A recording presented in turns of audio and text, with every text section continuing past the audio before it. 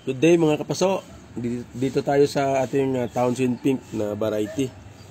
Na kung yung nanonotice guys, ayan o, dahil sa ulan-ulan nabubulok.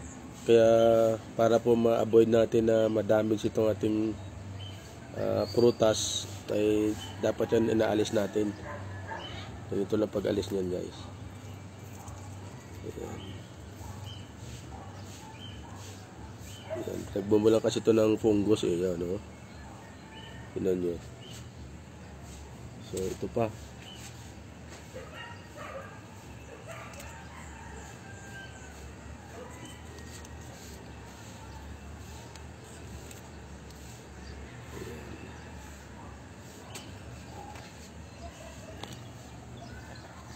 So ayan mga kapaso, inalisan na natin ng mga bulaklak, no?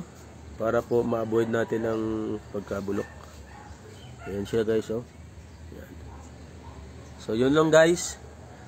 Inaano ko lang ng isang tip na para po malagaan natin na maging healthy ang ating na pollinate na mga bulaklak at maiwasan po ang fungus. Alright mga kapaso, see you next video.